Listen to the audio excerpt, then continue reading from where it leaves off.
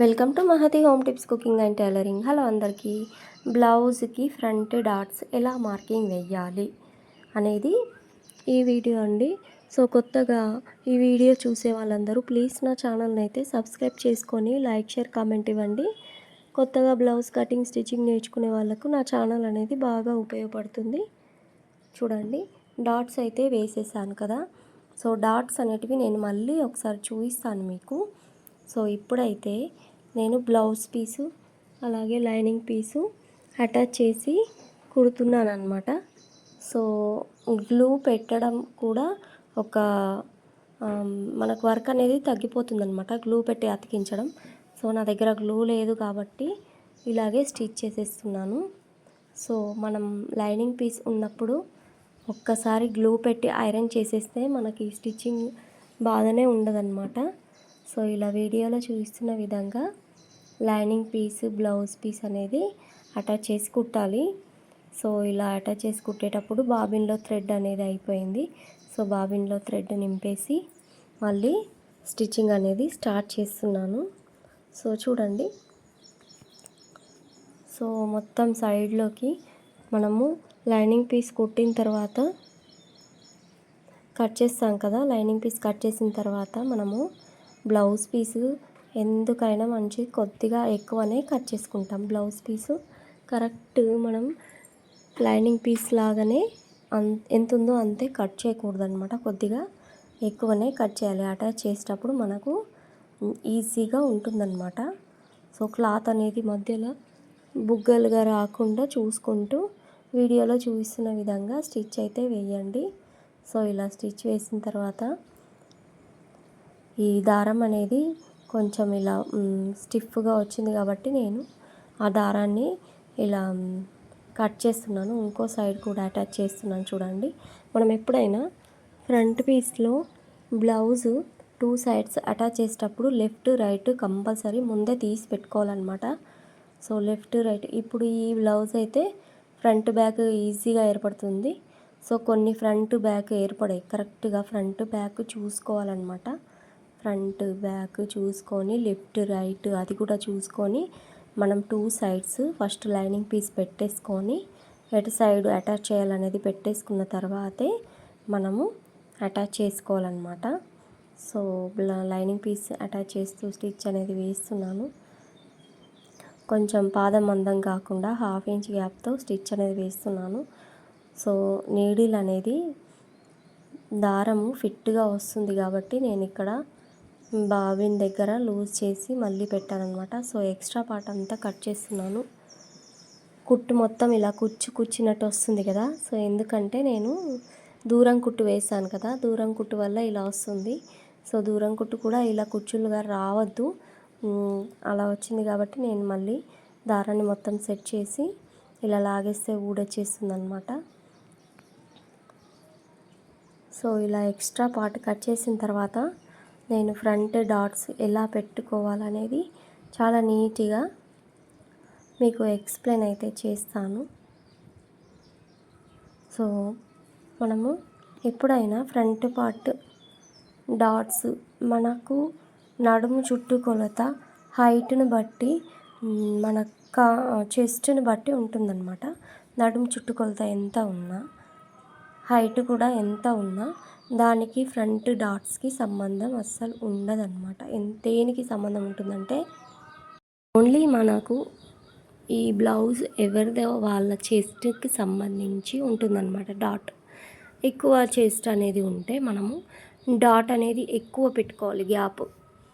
So మామూలుగా ఉంటే medium సైజులో పెట్టుకుంటే సరిపోతుందన్నమాట. సో చూడండి, దారం అనేది ఇలానే కానీ సెట్ అయిపోతుంది కుచ్చులు అనేటివి.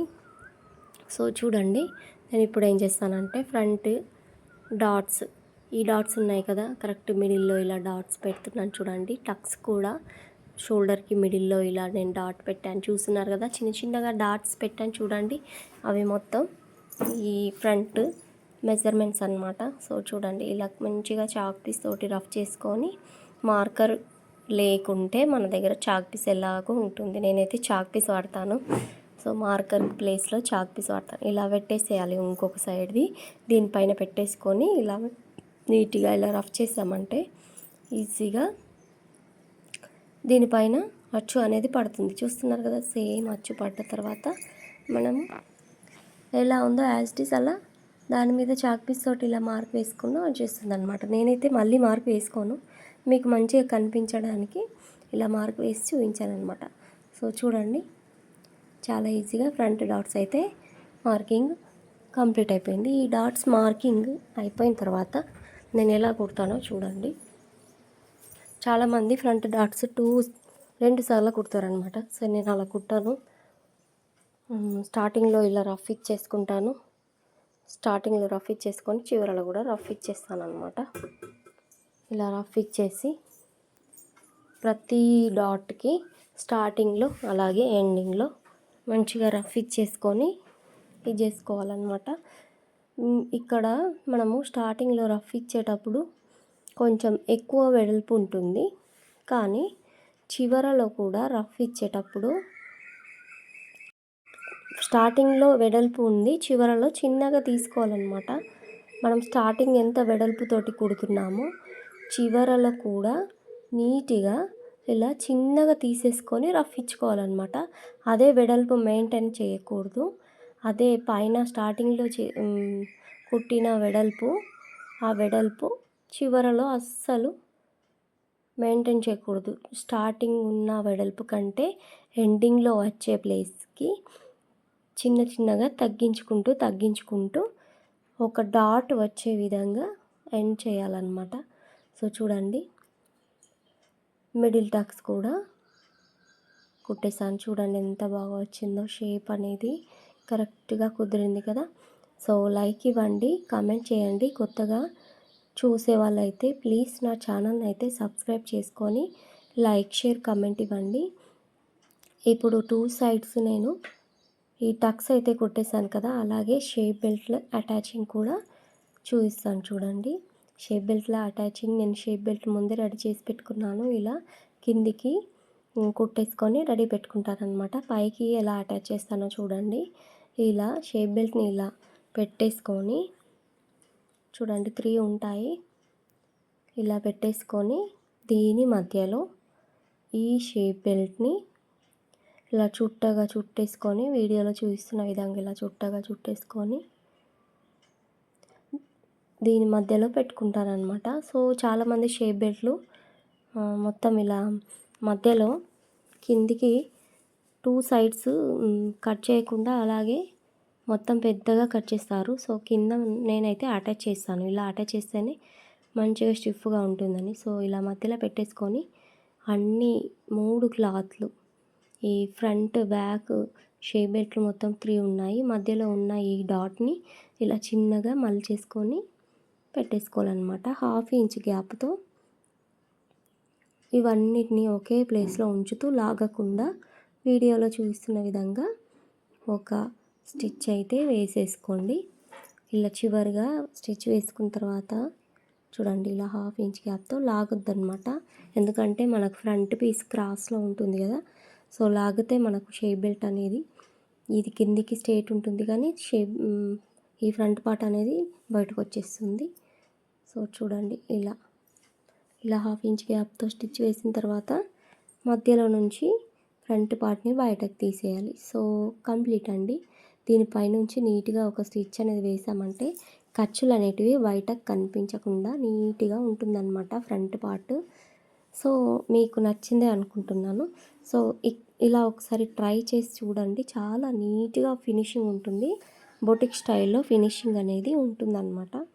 సో చూడండి, దీనిపైనుంచి ఇలా స్టిచ్ అనేది వేసుకోవాలి మనము.